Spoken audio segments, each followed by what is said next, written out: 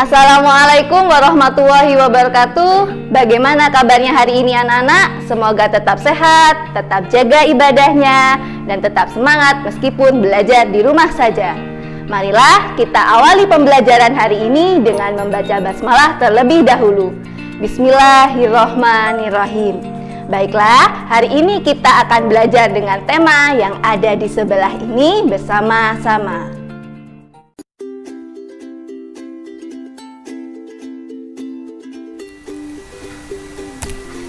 Hari ini kita akan belajar tema 2, menyayangi tumbuhan dan hewan, subtema 1, manfaat tumbuhan bagi kehidupan manusia, pembelajaran yang kedua. Nah, di sini ada Edo, Siti, dan Beni sedang bermain di rumah Dayu. Dayu menunjukkan sebuah majalah yang di dalamnya ada cerita dongeng. Edo, Siti, dan Beni berebut untuk membaca dongeng tersebut. Dayu mengusulkan agar salah satu dari mereka membacakan dongeng. Teman lainnya menyimak dongeng yang dibacakan.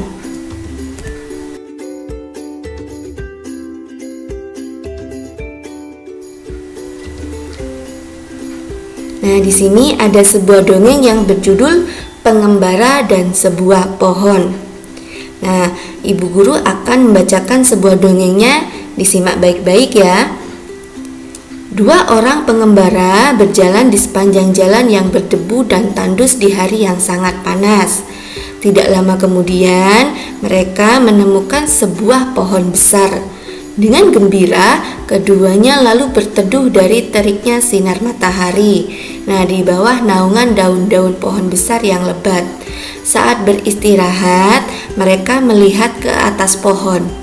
Salah seorang pengembara berkata kepada teman seperjalanannya, "Betapa tidak bergunanya pohon besar ini. Pohon ini tidak memiliki buah sehingga tidak berguna untuk manusia sama sekali." Lalu pohon besar berkata, "Kamu manusia yang tidak tahu terima kasih." Pohon itu berkata lagi, "Kamu datang dan bernaung di bawah daun-daunku. Kamu menikmati teduhnya perlindungan cabang dan daunku. Kamu masih menyebutku tidak berguna sama sekali." Nah, dongeng ini diangkat dari www.rumahdongeng.com. Tuhan menciptakan manusia hidup dengan tujuan tertentu. Setiap makhluk hidup bermanfaat untuk makhluk hidup lainnya. Tumbuhan bermanfaat untuk manusia. Hewan juga memiliki banyak manfaat untuk manusia. Nah, dari dongeng yang ibu ceritakan tadi, cobalah di sini ada 2 soal. Cobalah kamu jawab. Nah, yang pertama, bagaimanakah sikap manusia terhadap tumbuhan dan binatang? Soal yang kedua yaitu ceritakanlah pesan yang terkandung pada dongeng pengembara dan sebuah pohon. Nah, setelah membaca dongeng pengembara dan sebuah pohon, kita belajar untuk selalu bersyukur. Sikap bersyukur dapat ditunjukkan dengan menyayangi makhluk hidup.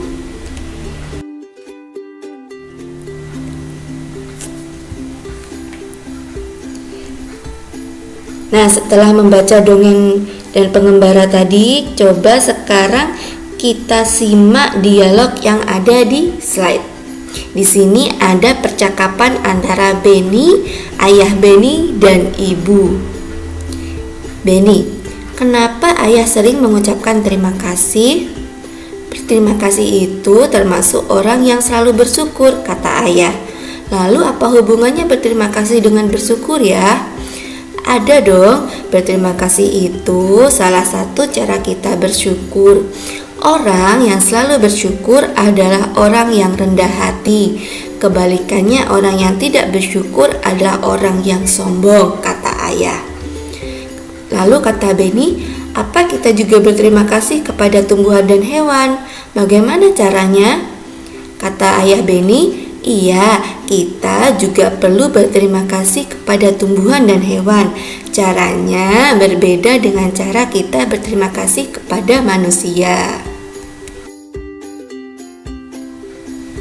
Lalu ibu menjawab, jika kita berterima kasih kepada tumbuhan, maka kita merawat tumbuhan dengan baik.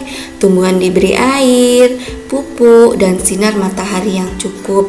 Kita juga tidak memetik bunga dan daun-daun sembarangan. Lalu kata Benny, bagaimana cara berterima kasih kepada hewan? Ayah Benny menjawab, cara berterima kasih kepada hewan yaitu dengan menyayangi hewan. Kita memberi makan atau minum hewan-hewan. Kita tidak menyiksa hewan. Orang yang pandai bersyukur akan disukai teman-teman. Tuhan juga mencintai orang yang pandai bersyukur.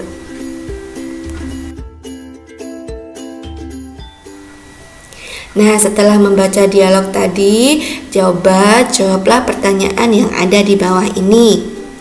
Di sini ada 3 soal. Yang pertama, untuk apa kata berterima kasih diucapkan? Terus yang kedua, apa yang dirasakan saat kita mengucapkan terima kasih? Kemudian yang ketiga, coba tulislah pengalamanmu berterima kasih kepada sesama manusia yang telah kamu lakukan. Bentuk lain dari sikap bersyukur adalah selalu menjaga kesehatan tubuh. Berolahraga membuat tubuh kita sehat. Tubuh kita juga sehat dengan menghirup udara yang mengandung banyak oksigen. Tanaman memberikan oksigen pada lingkungan sekitar. Nah, dengan berolahraga di halaman sekolah, tubuh kita akan terasa lebih segar. Gerakan memutar dan meliukkan badan dapat dilakukan untuk melenturkan tubuh. Dengan demikian, otot tidak kaku dan peredaran darah akan lancar. Nah, kalian bisa memperagakannya di rumah kalian masing-masing.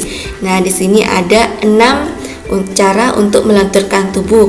Yang pertama, badan berdiri tegak. Kemudian kepalkan kedua tangan dan letakkan di pinggang. Kemudian putarlah badan ke kanan dan ke kiri. Kemudian badan kembali berdiri tegak. Lalu rentangkan kedua tangan ke depan. Putarlah badan ke arah bawah, membungkukkan badan. Kalian bisa melakukannya karena kalian di rumah aja.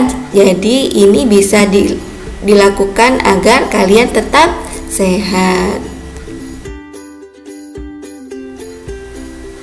Nah, demikian pembelajaran hari ini. Semoga bermanfaat dan tetap semangat.